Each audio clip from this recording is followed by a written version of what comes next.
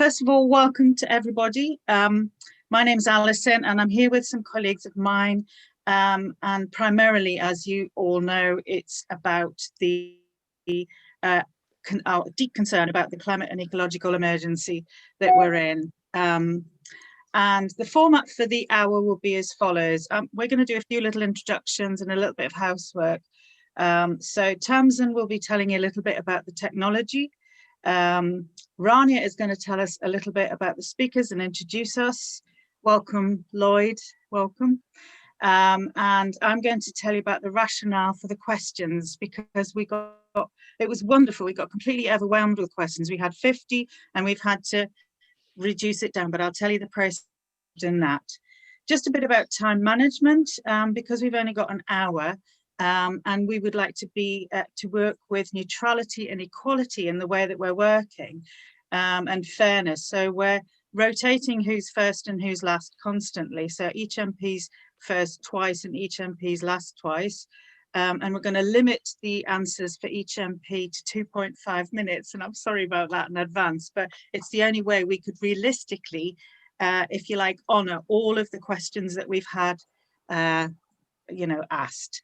The main bulk of this is going to be the MPs yourselves, but we will have a little bit of time at the end when the audience can actually ask, we're hoping to, it depends on time a little bit, can actually ask us, questions in the chat box or the Q&A box, which Tamsin will tell us about. So welcome everybody. Over to you, Tamsin. Thanks, Alison. Very quick, just to say, for those who aren't familiar with Zoom, if you hover at the bottom of your screen, you'll see that there's a Q&A button, and that's the space for asking questions as we go. As Alison says, we might not have a huge amount of space for putting these questions in this hour, but it's just really interesting to hear what comes up for you as you hear everyone speaking. And we'll share these with our brilliant MPs afterwards, and you never know, we might even be able to get some answers back to you. Also, just to say that we're recording, and hopefully you knew about this. We've tried to let everybody know ahead of time.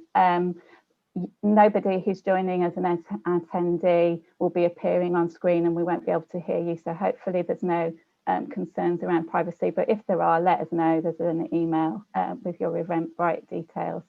And I think that's it from me. So over to Rania. Hi everyone.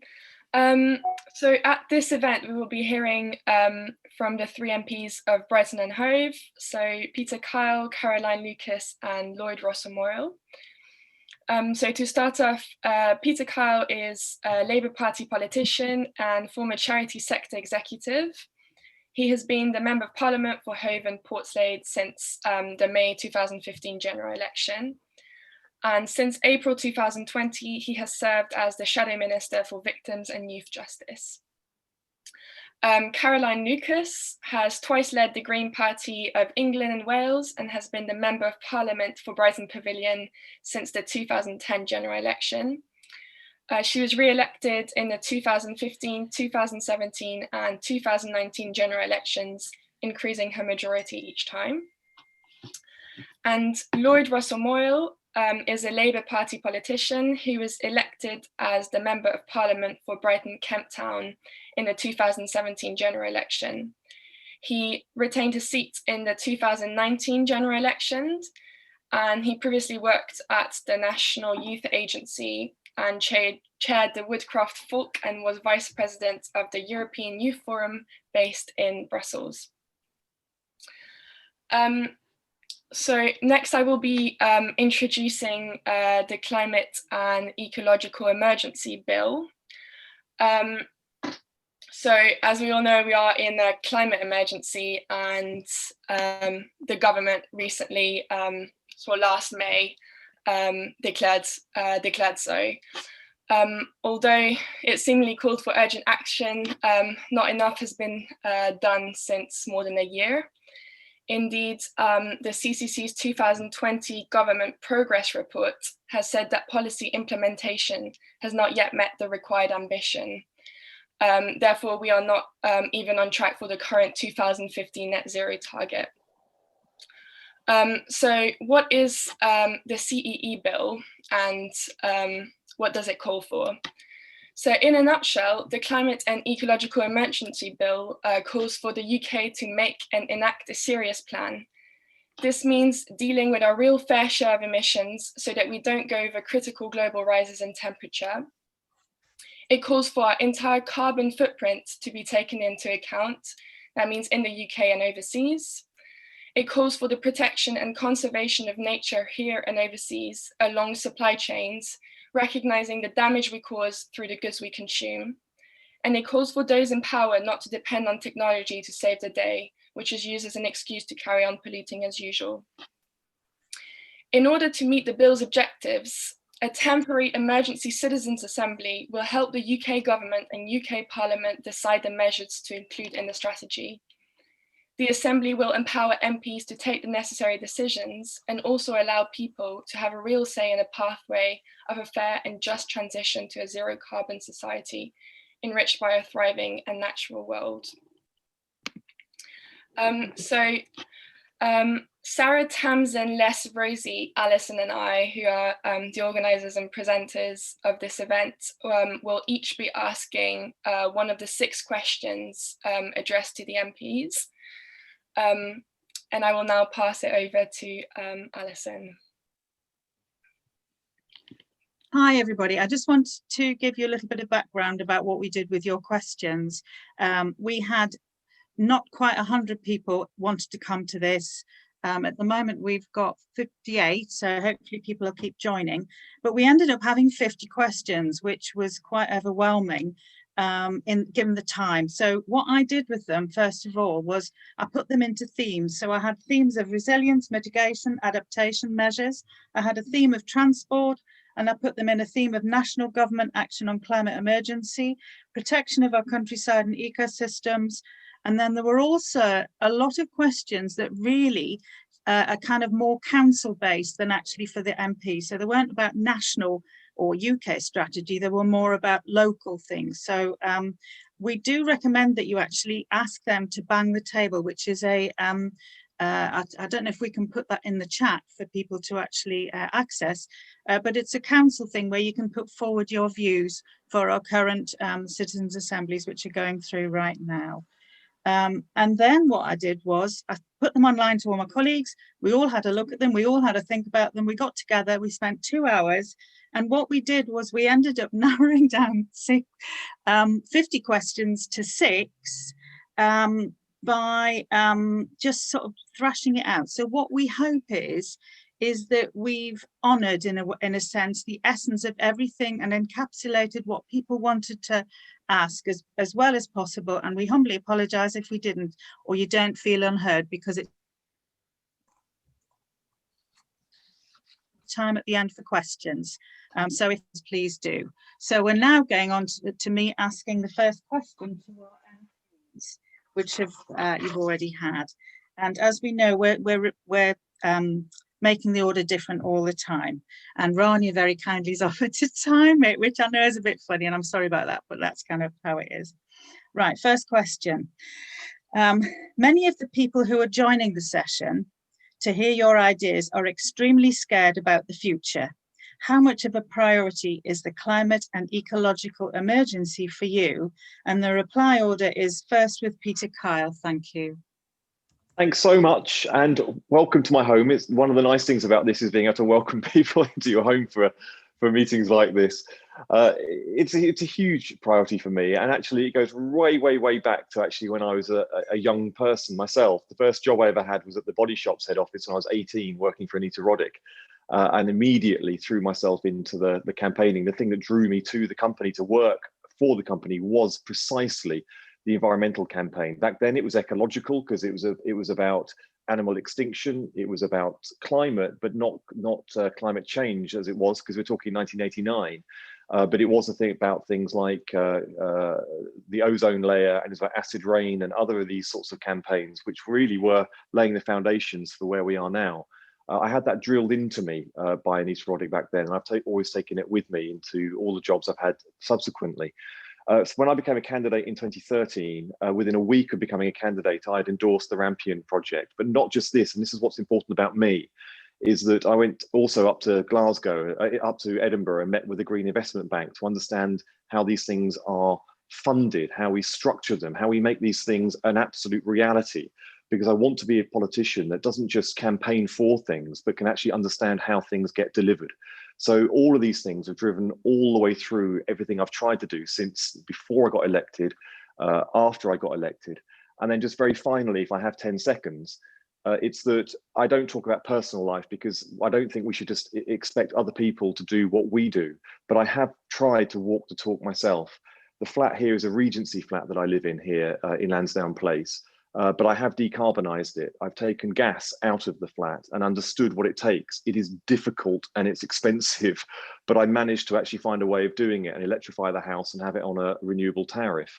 I got rid of my car 12 years ago and I love driving. You know, this is why the conflict that we come into with these things. So I have tried to walk the talk personally, not just so I can lecture other people, but so I can understand the challenges from the inside as we lead forward from that. So that's who I am and what I'm trying to do personally and in terms of the way I approach the job of being an MP. Thank you very much. Thank you. Now over to Caroline Lucas. Thanks. Thanks so much, Alison, and thank you for the opportunity of speaking at this meeting. I think it's so important that you've called it because the issue really could scarcely be more timely. This year is on course to be the hottest year on record, and we know that 16 of the 17 hottest years have been since 2000. So every single warning light on the dashboard is flashing red. And yet, you know, the question that I spend my time thinking about and going to bed worrying about and waking up in the night worrying about is how do we get action, much, much faster action to deal with this crisis? Because there is an urgency to this. We've wasted the last 30 years, more or less, in terms of lack of action. And so in terms of what I've been doing in Parliament and indeed, you know, for all the time that I've been active in politics and before, is really trying to work out how do we put pressure on the government of the day to move faster, or the council, or whatever. In Parliament just recently, we're going to come to the climate and ecology bill in a second, but I was the person that put that bill down as a private member's bill. I'm co-chair of the all-party group on climate change. I also chair the group on a Green New Deal. You know, there are a whole range of different mechanisms open to us as parliamentarians to really try to push this agenda in Parliament. But I'm also aware that it's not enough just to think we're going to solve this in Parliament by persuading essentially Tory MPs to get their acts together. There has to be a real movement in the country as a whole. So I want to pay tribute to the climate strikers, the youth climate strikers, to Extinction Rebellion. I think people who've been willing to actually put their bodies where their mouths are, as it were, on the streets have done a massively important job in terms of pushing this issue up the political agenda. I think one of the biggest barriers actually to tackling climate change is more to do with the psychology of it. I wish we had more time to talk about that, because reason alone, sadly, is not going to get us where we need to be. It hasn't done. So, for example, one of the things that I've done just recently was to curate an exhibition at the Towner Gallery, which might sound a slightly weird thing for a politician to do. But I did it because essentially it was around looking at how art can raise the issue of the environment in people's minds, give them the space to actually confront the fear that I think we all feel when we seriously sit with the reality of what is happening with the climate emergency. And so I think just using every tool that we have in the toolbox to try to get this up the agenda and make the case that actually shifting to a greener economy isn't only good for the environment, it gives us our best chance of having a better quality of life for everybody, because social justice and environmental justice are absolutely linked. Thank you very much. Thank you. And the question now to Lloyd Russell-Moyle, please. Well, thank you for that question. I think it's really important. How important and what kind of priority do I give it? I give it an extremely high priority, because I think that without dealing with many of the ecological and climate crises that are not just coming towards us, that we are already in, we will not be able to deal with anything else. That's why, and we, again, as Caroline has said, we will come on to the climate change, climate and ecological emergency bill. That's why I've laid a number of amendments down to the environment bill that will incorporate the Climate and Ecological Emergency Bill into potential legislation. And whilst the bill that Caroline's laid down is great, and I'm a great supporter of it, actually the only way is to try and with a set of amendments to force the government to implement some of these things through a government bill, or to try and get government to give the CEE bill government time, which I'm not sure will happen. So I've put those amendments down because I see it as such a priority. And when I was the Shadow Environment Minister, we supported the government's slow but steady work on banning certain plastics in our production lines.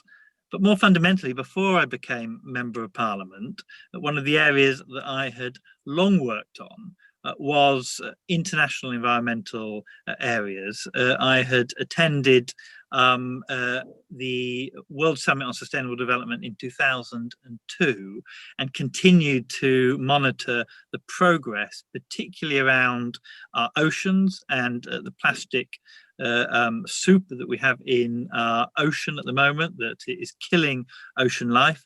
And a very strong principle that I have is that we must have common but differentiated responsibilities for all countries in the world. That means that everyone must play a role. We can't just say, oh, it's for them to do.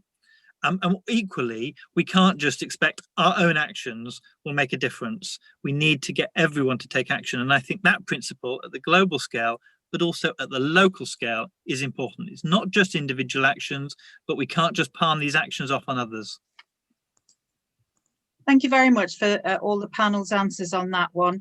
That kind of does lead nicely into the next question, which my colleague Rosie will ask you all, because it is about the CEE bill. And of course, you know, there's the CEE bill arguably does actually address some of the loopholes that are in the environment bill currently. So you might want to speak a bit anyway. Sorry, Rosie, I'll shut up.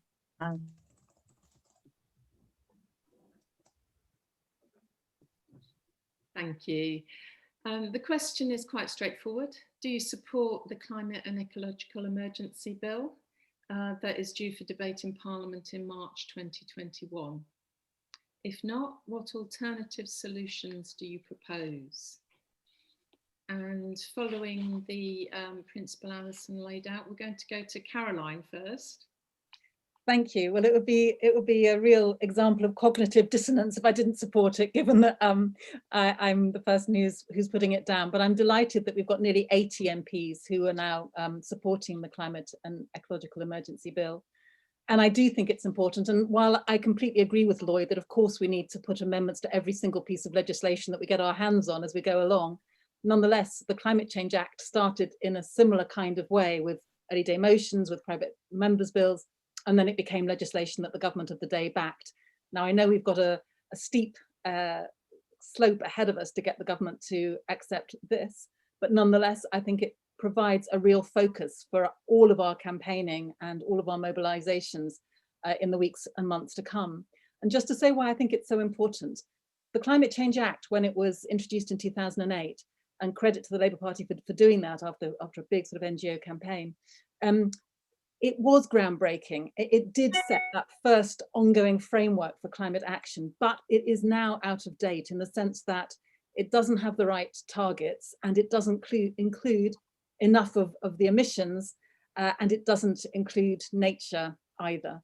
So, for example, the Climate Change Act, our existing legislation, pays no attention to consumption emissions. So the government can say very glibly that they've managed to reduce emissions by over 40% in the last 20, 30 years. But they've only done that by outsourcing those emissions essentially to countries like China, where so much of our manufacturing takes place now. If those goods in China, for example, are being manufactured for consumption in the UK, then the emissions associated with the production should be on our balance sheet. We can't just pretend that's got nothing to do with us. So this bill will include consumption emissions, it will include aviation and shipping emissions, which currently aren't included at all. And we know that aviation, for example, is one of the fastest growing sources of greenhouse gas emissions. It will include the restoration of nature, because we don't only face a climate emergency, we face a nature emergency and biodiversity emergency as well. 1 million species facing extinction. Half of all wildlife in terms of their total numbers have been destroyed since my lifetime alone. So it's clear that we need to include nature as well as climate in this bill. And finally, it provides for a key role for a citizens' assembly. And I know we're going to speak about citizens' assemblies a little bit later, so I'll end it there. But I do think that ensuring that there is an ongoing process whereby people can engage with policymakers over this is going to be absolutely vital. Thank you. Lloyd, we turn to you next. So the short answer is yes. And I agree almost with everything that Caroline has just said there. And I hope that, and I suspect actually from previous discussions that us three MPs have, on the vast majority of these things, Caroline, Peter and I will agree, because it is right that we need to push. And Caroline is right that it was the Labour government that, because of that community pressure and the NGO pressure, brought in the Climate Change Act.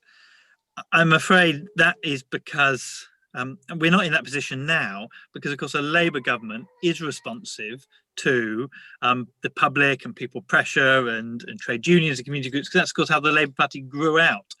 I'm not so confident that the Conservative Party cares in the same kind of way about these issues. And so whilst I agree that we need a climate change and climate and ecological emergency bill, I also think that we need to invest time using that as a template to when those other bills come along to weave things in. And so that's why weaving things into the Environment Bill, amendments that might not pass, but that we can test the mettle of them in the votes at committee stage and test the mettle of them of votes at the full Parliament stage, and use them as levers to say, well, if you won't even agree to this, what will you agree to? You know, what actions are you actually going to take to deal with these things? I think that is really important. And, you know, I remember at the UN when I was negotiating and lobbying on the 10-year framework for production and consumption patterns, how Western countries and Northern countries were so reluctant to actually talk about how we needed to change consumption and production patterns, and how we needed to do that, not by degrowth or any of that stuff, which I'm not a great supporter of, but by actually managing to shift what we rely our economies on. Our economy needs to shift from an oil-based economy to an economy that is based on growth of learning and knowledge and culture, and of things that don't suck our planet away, that actually give back to our planet. And that is a shift that needs leadership. And something like the Climate Ecological Emergency Bill, of course, starts to show that leadership. But my theory of change is that we need multiple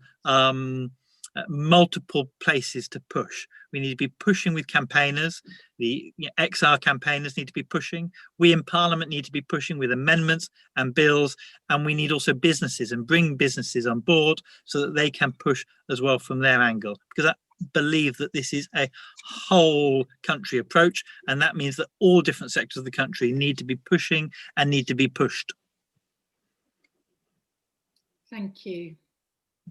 Peter, can we turn to you, please? Sure, thanks. Just a quick word of defence of politicians. Caroline is right and Lloyd are right that there was a lot of constructive support and pressure from the campaigning world and the NGO world in the lead up to the Climate Change Act of 2008.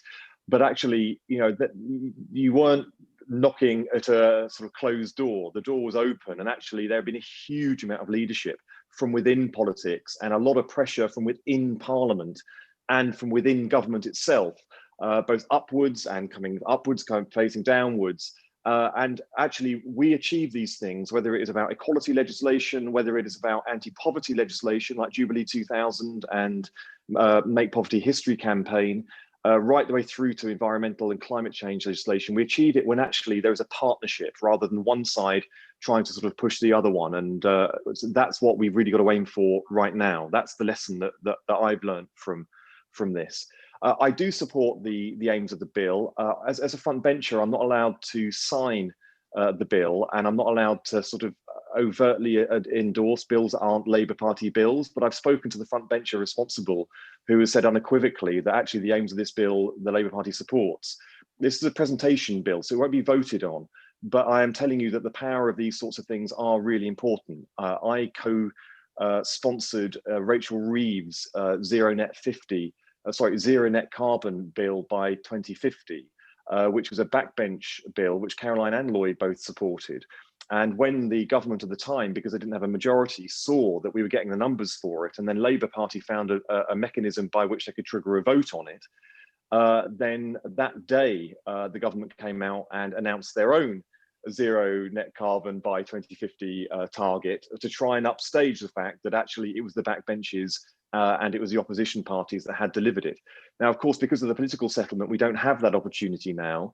But having spoken to my front benchers, seeing the Labour Party manifesto at the last election, and knowing that there are people like me who are in there, who are fighting very, very hard for the Green New Deal and the way forward that puts green jobs, green growth forward, I can promise you that the commitment for this agenda within the Labour Party and in partnership with anybody else in any other party that wants to work open-heartedly together, it really is there at the moment.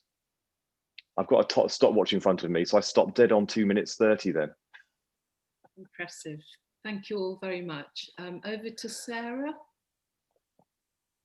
Yes, hi. My question is that David Attenborough warns the future of humanity, and indeed all life on Earth, depends on us. Responding to this reality requires a huge shift in thinking. In your opinions, how do we achieve that shift in our political leaders and in our local community? And if we could hear from Lloyd Russell-Moyle first, thanks. My view is that, I agree that it needs a huge shift in thinking. It needs a shift in thinking on all sides, actually. It needs a shift in thinking in terms of a shift in how we live our lives and the choices that we make.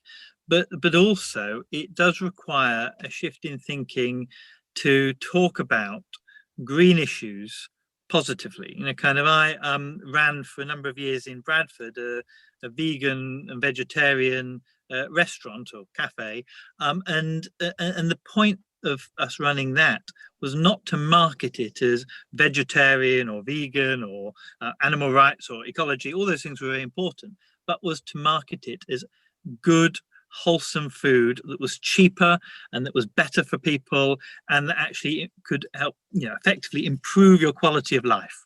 Maybe that was grand kind of things to say, but the point of us going down that endeavor for quite a number of years was that we didn't want to just have vegetarian and veganism issues or environment issues just put into a box of saying, well, that's the greenies, the lefties and the hippies in the corner, but actually to say these are mainstream issues and ideas that actually can help everyone improve their quality of life, as well as help improve the planet. So I think there is a shift in thinking of how we present these issues.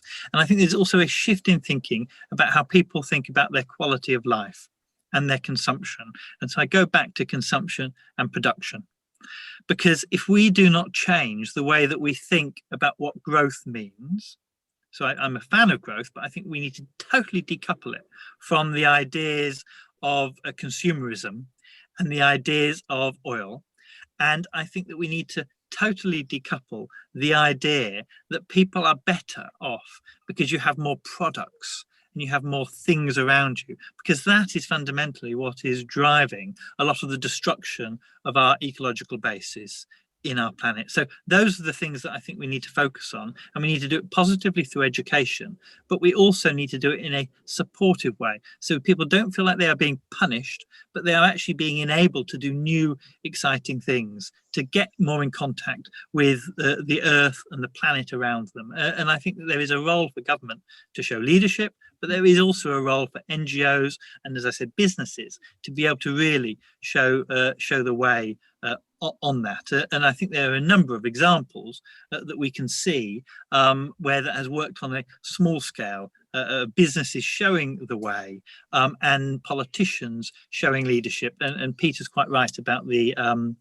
climate change bill. But if you look socially in this country, and it's not on an ecological issue, but you look at things like gay marriage, or you look at things like a lot of those equalities issues, it was a Labour government that helped lead the way, riding also a tide of course, a public opinion. And those two things came together to enable certain standards now that we think are unquestioning in terms of equality.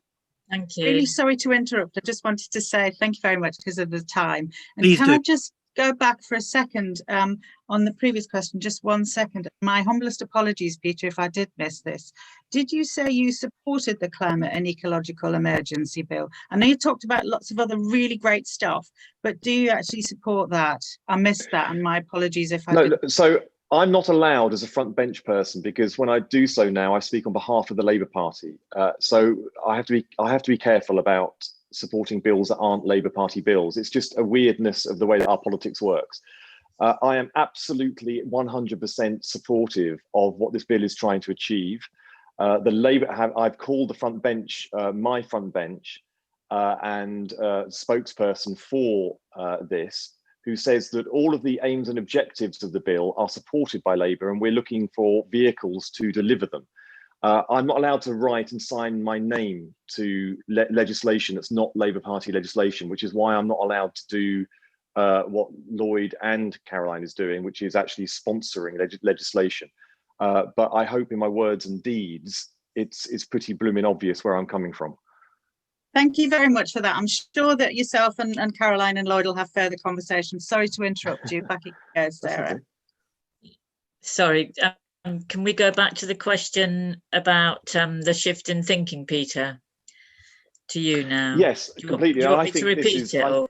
No, that's fine. I think this question comes right to the heart of the challenge that we've got. David Attenborough, Greta Thunberg, others have provided real leadership in this. And I've had the huge pleasure of meeting David Attenborough and sitting down and having a coffee with him, which is another story altogether, and spoken about this. And he is really passionate about, and also very realistic about, having to lead people through these changes. I mean, he doesn't think that you can suddenly push a button and suddenly we get from A to B without by going through communities rather than taking communities on a journey. I am a politician. I believe passionately in politics. Politics is about change. And it is about actually incremental change, bringing people with us. Now, we need to make sure that we bring change which is fast and is more rapid than has been done before. But I think what is really, really important is that we find ways of leading communities through this by bringing people together and not using it as a divisive issue. And we've seen this with transport. We've seen this in other parts of the environmental movement, where somehow it's ended up being used by Donald Trump right now and populists around the world, and it has been used by Boris Johnson as a wedge issue to divide communities. It is vital that we do this in a way that brings communities together. And I think with the right leadership, we can do that. And we've seen it with the examples that we keep referring to. The legislation that we have achieved in the past has been done via not just cross-party, but by talking to communities. I'm very, very aware that in Brighton and Hove, we can talk about issues in a way that other communities are unable to, and people who are environmentalists in other communities are unable to, that we have opportunities to talk about environmentalism and being progressive and moving forward rapidly in a way that other communities aren't, because priorities are different in different types of communities. And what we have to do is be cognizant of that and do absolutely everything we can do to take communities with us. Because if this ends up being a discussion about the environment versus the economy, it means about doing things for the environment versus creating jobs, then unfortunately different parts of the country will react quite stridently against those. And I think that nobody on this call wants it. And what I really, really want to put a lot of energy into is about finding ways we can take the country with us so that we don't have to get bogged down in debate and argument and division and rancor. That sounds like a really great time to, I'm really sorry to interrupt you. We had a little technical thing going on there and we lost the timing person. So I've come back into now time. So I've just hit 2:30 now. Fantastic. So we need to go to Caroline. Thank you. Sorry, Sarah. Right. Thank you. I think that that citizens' assemblies are really important because that is a way of engaging people and helping them to come with us on this journey. And I was really struck by the fact that the outcome of the first nationwide citizens' assembly on climate change, I went to some of the sessions and witnessed them firsthand. They came up with some actually quite radical proposals. They want to see, for example, a frequent flyer levy, whereby the price of your air ticket would go up very much as soon as you flew more than once a year. They wanted to see free buses. They wanted to see a ban on advertising high carbon products. So actually, I think public opinion is way ahead of the politicians on this. Even actually some businesses is ahead of politicians, because businesses are saying, give us a level playing field, give us some clear rules, don't keep changing them every day of the week, and then we can make investment decisions. What we have, though, is a government that keeps vacillating and not showing the real leadership that we need. But I think it is significant that there is such a good news story to tell about tackling the climate crisis, that, you know, when Peter was saying just now, we don't want this to be a fight between jobs and the economy, jobs and the environment. Of course we don't, and it mustn't be. But the wonderful thing is that investing in the green economy is the fastest and best way of creating hundreds of thousands of new jobs. And there was a fascinating study by Stieglitz and Nicholas Sturm from Oxford University a few weeks ago, all about this Build Back Better idea, and saying precisely that it's the investment in the green economy that gets the economy stabilized again, that creates far more jobs far more quickly than any kind of so-called traditional stimulus. So there are some real win-wins out there. But I want to say two quick things if I can, because I would hate us to think that we agree about everything. That would be very boring. 2050 is far too late. Greta Thunberg says, act as if your house is on fire because it is. When your house is on fire, you don't dial 999 and ask the fire brigade to come in 30 years' time. You want action now. So the first thing to say is that the government's targets are completely out of kilter with what is needed from the perspective of both the science and justice, international justice, intergenerational justice. And the second thing is around growth. Lloyd talked about growth. We need to completely change our economic paradigm, because we know even if you were to take net zero by 2050, in that 30-year period, the global economy is due to treble in size. It is going to be hard enough to decarbonize an economy the size of the current one by 2050, you know, much less so trying to do that 3 times over. So we need to have different goals for our economy. Instead of measuring GDP, which doesn't tell you anything very helpful at all, measure well-being, measure people's happiness, measure whether or not we've got better social equity and justice. If we can change our economic paradigm, if we can change the system, then we have some chance of actually tackling this in time. Great, thank you. Thank you. Thank you.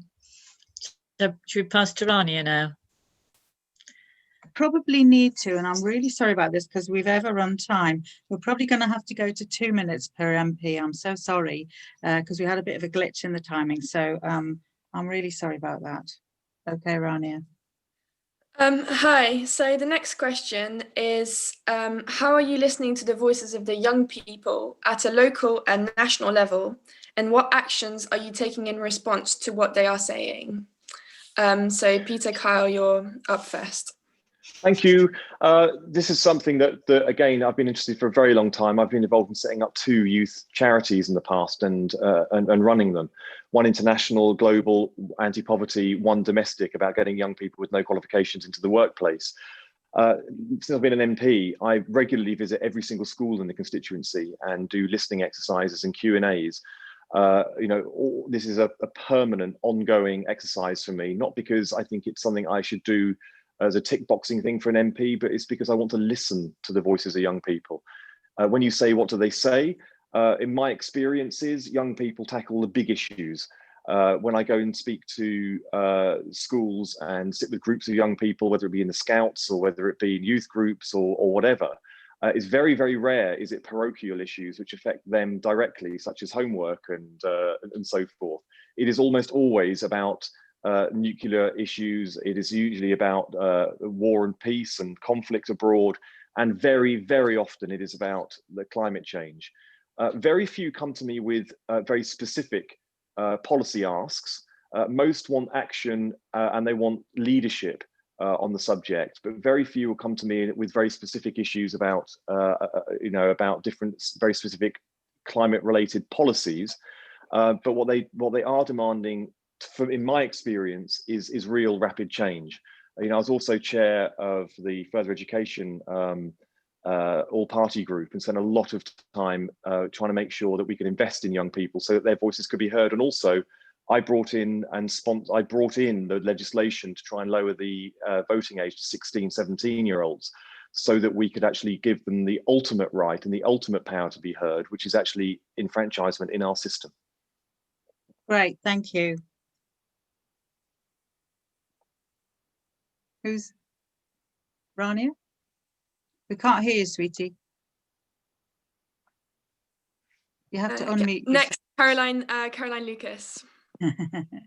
Sorry. Thanks. I will start where Peter left off, because I do think that ensuring that people have a voice, young people have a voice in the decisions that are going to affect them, is absolutely key. And that's why I've been a passionate supporter for votes at 16, as has my party, right from the start. I think having that voice is vital. It's also why I'm championing another private members bill. John Bird, Lord Bird from The Big Issue, is championing it in the Lords. I'm doing it in the Commons, and that is the Future Generations bill, because we also need to be thinking about how to factor in the impacts of the decisions we make today on generations, not just who can't vote, but actually aren't even at the table yet. And so I think the Future Generations bill is a really important one as well. In terms of what I'm practically doing, it was me that organised Greta Thunberg to come to Parliament, and we organised some big meetings around that as well as making sure that she got to speak with the leaders of all the political parties, although Theresa May, interestingly, couldn't find time and sent Michael Gove, which was a mixed blessing. But we arranged for her to meet those leaders, and we arranged as well for the UK climate strikers to come alongside her and to set up an ongoing process whereby Parliament could keep in touch with youth climate strikers on a representative basis, so that there's an ongoing process where they can feed into the decisions that we're taking. I think that all of the work that we do as MPs in terms of speaking at schools is really important. I think that the Youth Parliament does fantastic work in this, and I think it's really significant that time and time again, the priorities of the Youth Parliament are environmental priorities, whether that's waste or climate or plastics and so forth. So it is young people's future that is at stake here. That's why it's so important that they and you have a voice in what happens. Thank you very much. Next, Lloyd Russell-Moyle. Well, like the others, of course, I go into schools locally, and I receive applications of young people to speak to me very regularly, and it is very often on issues of climate change. I chair the all-party group for youth affairs in Parliament, and I was for many years a trustee of the British Youth Council that runs the UK Youth Parliament, and so I constantly am trying to listen to what they're saying, what they're representing their members. I still am the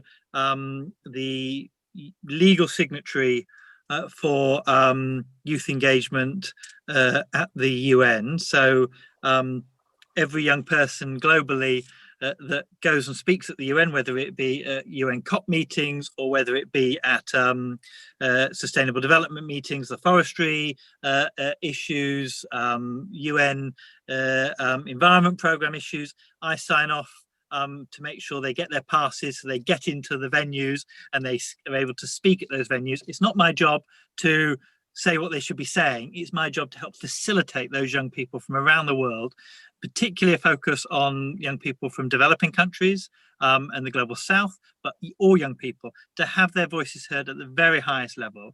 And I receive, of course, the reports of what they've done at those meetings, and I read each one. And whilst I'm not involved in the day-to-day issues there, I still have that oversight as the chair of the trustee board for that. And of course, the work that the Welsh government did to embed future generations in law in terms of, for all decision makings, having an ombudsperson and an overview of what will happen for future generations is really important. We tried to get that in international law along with ecocide, and we didn't quite manage it at Rio Plus 20, but that's something that I am very keen to come back to. And Caroline's bill with John Burr's bill is interesting in that, and I think that we need not only to do that nationally, but we need also to make sure that those voices of future generations and of current generations are being heard very much. So that's what I thank you do. I'm so sorry, it seems like really rude when I interrupt you, but otherwise we'll not get through the question. Thank you very much. Got a clock, Pardon? so I need to interrupt me. I need you to interrupt me, please do. Okay, thank you very much. We're very used to being interrupted. Don't worry about it. Okay then. So, Les? Yeah, thanks, Alison. Thanks, everyone. Caroline's already touched on this. She may have things that she wants to add. What's your view on the role of citizens' assemblies in tackling the climate and ecological emergency? Caroline, to go first. Thanks, Les. Well, as I've said, I do think there's an important role for them, partly so that we ensure that policy doesn't feel like it's just being done to people, that people feel that they have a say over how policy is designed, but also because I think it gives politicians a bit more backbone. You know, I think one of the reasons that some politicians are so reticent about going more quickly in this space, being more ambitious, is because they fear a backlash at the polls. I think the more that we can demonstrate, as indeed the UK Climate Assembly did, that the public are up for this and want the leadership and will go with it if it's provided, then I think we can give greater courage to politicians to move. So things like the frequent flyer levy or free public transport when it came to buses, for example, are things that make entire sense when it comes from an environmental and social perspective. And yet we've got politicians that will still drag their feet. So I think it gives confidence to those politicians to go further and faster. I think it's also a vital way of ensuring that environmental policies are not designed in a way that hurt poorer people. That is an absolute red line. And we've seen in Paris with the Gilets jaunes what happens when you design policies badly. And I think citizens' assemblies can give you the opportunity to really kind of explore what those policies will look like and how you make sure that you're putting social justice front and center in the way that you design those policies, so that you get that much greater buy-in from everybody in the community. Okay, thank you. I suppose as well, it's about how you give them teeth and make sure that the recommendations and the ideas they produce are binding somehow. Lloyd Russell-Moyle.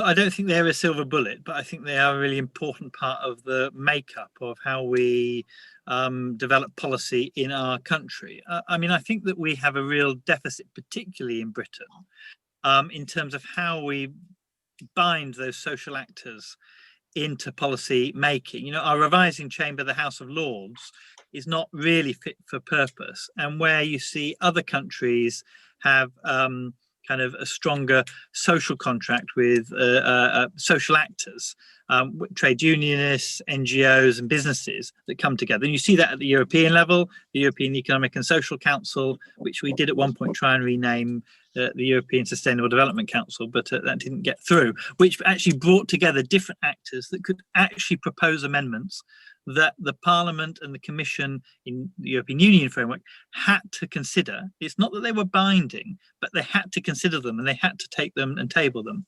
I think a role for citizens' assemblies along those lines is really important, and also all the things that Caroline has said in terms about bringing people on board. And I think you can see citizens' assemblies as kind of local and national, and it's not one or the other, but they don't necessarily need to be also, it doesn't need to be a process that has to be linked either. You can run them parallelly, differently, but they all feed in to that important work. I'm not convinced that their outcomes should be binding, but I do think that they should be binding on politicians to then consider them and to either put them to the vote or to lay them down. And I think the work that Brighton's doing to try and start that locally, I think is really useful as well and really good. Great, thank you. Peter. Yeah, thanks. I am a big fan of citizens' assemblies. On the select committee I sat on until earlier this year, I pushed very, very hard for citizens' assembly. I was on the Bays select committee, which is business and energy, and they ended up getting together with 5 other select committees and doing Parliament's first ever citizens' assembly. I think it's the one that Caroline's referred to, and it is really interesting. It's ongoing, and there is a lot more work it's doing. I just have to be really clear about this, though, that citizens' assemblies, you know, it is politicians that need to lead. That's the purpose of politicians. And what worries me is twofold. Firstly, I don't want politicians to sort of suddenly have to sell things they don't believe in themselves simply because a citizens' assembly said it. But conversely, I don't want politicians to have an excuse to abrogate their duty to lead communities and lead debate and actually bring people with you on a journey by just saying this is difficult. I'm blaming it all on the citizens' assembly.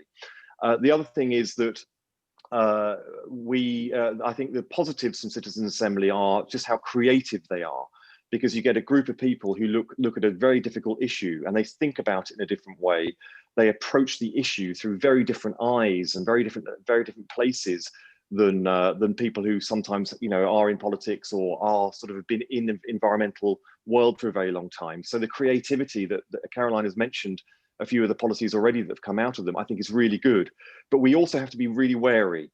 They're not a silver bullet, and they don't always come up with the things that we think. So if you are an environmentalist and you want a citizens' assembly, don't just assume they're going to come back and agree with everything you agree with, and particularly the timelines that you would agree with.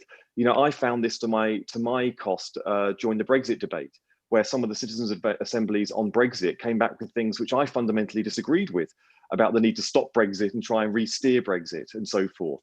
So be very open-minded. Don't just assume that because citizens are going to discuss something that you believe passionately in, that they're going to come back, and consider very carefully what would happen if a citizens' assembly comes back with things that you as an environmentalist disagree with. These are really important things to agree before you go down that path.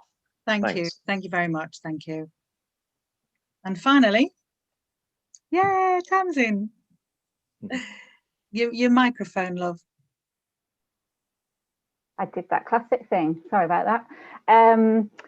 So we wanted to just wrap up with this question, final question, which is kind of bringing things to a very pertinent local issue for us in Brighton and Hove. So around transport and citizens' assemblies and what's happening at the national level. So we know that the arguments around the rights of motorists versus cyclists versus pedestrians can get really pretty stuck, and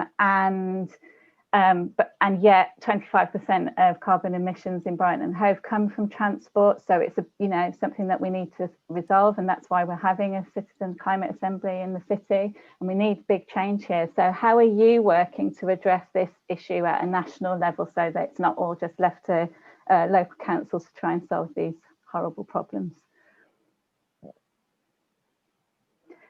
And I think the first person for this one is, I can't remember who. Sorry, Alison. Lloyd Russell-Moyle. Lloyd Russell-Moyle. Yes. Look. Sorry. No, don't worry. I take no offence for getting a complicated name wrong. I think throughout my whole school life, I was called Russell. So look, I think that actually, to give some credit to the government and the Department for Transport, their instincts on a lot of this were right. They wanted to push councils and give councils bits of money to promote cycling and infrastructure, and to really make quick interventions.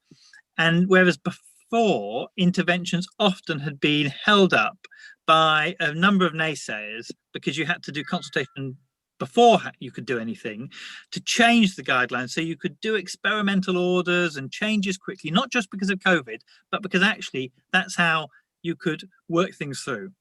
The problem is that there wasn't the resource or the will necessarily, or the trust in a lot of people that the post-consultation, after the changes happened, would be genuine, would actually be more than just a dichotomy of, do you want this change to stay or do you want it to go, but rather would be actually an iteration process where you worked with stakeholders. I think that was a great shame from the government guidance didn't include that. I think it is good that Brighton and Hove is now doing that belatedly, and we could have probably laid that out earlier, and I take some of the responsibility. I was pushing, of course, for our local council to take real leadership on this. I was really delighted they did, but I do think that we now need to make sure that we build that trust up so that those consultations can work, because it mustn't be just a dichotomy of one or the other. Most motorists are also pedestrians. Most cyclists are also pedestrians and motorists. And bus users also need to be in the mix. And how we make those compromises, some people, everyone will lose a little bit in terms of what they perceive as their desires and asks. And we need to find ways to help mitigate some of that, particularly, for example, with private car and people who are disabled. And it's all well and good saying you need to use public transport more and we need to adapt public transport, but the vast majority of disabled people, particularly with physical disabilities, have had very negative experiences on public transport. And so just to say to them, you now need to be moving to public transport, is not an option that you can do. Physically not an option for some people, but also emotionally and their experiences is not an option. So we need to find a way of coming together on this. And I thought Peter's blog that he wrote on this actually was extremely good. And when constituents write to me about it, I say to them, read Peter's blog that almost covered exactly my thoughts on this, and here are my further thoughts on it. So that's a good way to segue out of my bit. Thank you very much. Thank you. We are running out of time a bit, so I'm really sorry. So who's next? Who's doing this question? It's me. Thank you. You know, the thing that creates the most amount of division and provokes the most amount of emotional response from within a community is when change is imposed on them and they feel that their community is physically or socially changing without their ability to have their voice heard, and it's being imposed on them. And that's what we have to be very cognizant of as we move forward. But I'm very happy to say, you know, my aims here, I want to reduce car use in our city. I want to reduce it in particular in the city centre. But we've got to do two things. Find a way of reducing it that is proportionate and doesn't disproportionately impact the people who are dependent, and we would all accept a dependent on using car use. So people who need it for work, and tradespeople, for example, and people who are living with disabilities, and that there is an alternative that is workable. So we are an economy that needs people to come into our city to spend money. At the moment, there's no park and ride. People who come here to shop need to take their goods away with them in comfort, otherwise they'll go elsewhere. So we need to do these things in a way that actually provides an alternative and can bring communities with us. I am certain that with the right leadership, we can have this conversation as a city, and we can move to where we need to be. But what we cannot do, and what I will not do, is support measures that are either sort of authoritarian in their in the way that they are perceived by the people on the hard end of it, and that we actually spell out very clearly where our long-term destination is and ways that we're achieving it that actually liberate people, as well as just tell them what they can and can't do. Thank you. That's great. We are really desperately running out of time. I'm sorry, Caroline. That's okay. Come in quickly, and then I just want to conclude. Thank you. Okay, to come in quickly, it seems to me that, I mean, I agree with what Lloyd said about, unfortunately, the government, I think, gave us about 6 weeks in which to spend the money on the cycle changes, which was ridiculous because you could never do the consultation properly in that time. So we were between a rock and a hard place on that. But it does seem to me that that's somewhere where, in fact, this climate assembly that we have locally, the Citizens Assembly, would be the perfect place to sort of bash out some of those issues. You make sure you've got key stakeholders around the table, including disabled people, including the person who depends on a van in order to be able to do the work that they have to do, but also people who, absolutely, all of us, wanting to see much less air pollution, much less congestion in our city. I'm really proud of Amy Healy, one of our Green councillors, who proposed a car free city centre, just to look at how you could do that. But clearly stakeholders' views need to be taken into account all the way along the line. But the bottom line is, from both a CO2 perspective and an air pollution perspective, we do need to take radical action in our city, I think, to reduce emissions. Just to say that I think that 15-minute neighbourhoods is a really fantastic idea that's gaining more traction now. Less relevant to Brighton city centre, but certainly relevant to the outskirts of the city and in many other places. This idea that instead of being so fixated on mobility, we fixate on access, make sure that people can get the things that they need within an easy walking distance if they are able to walk. So their shops, for example, whatever kind of entertainment venues that might be appropriate as well. I think that idea of putting access at the top of the agenda rather than mobility is a very good one.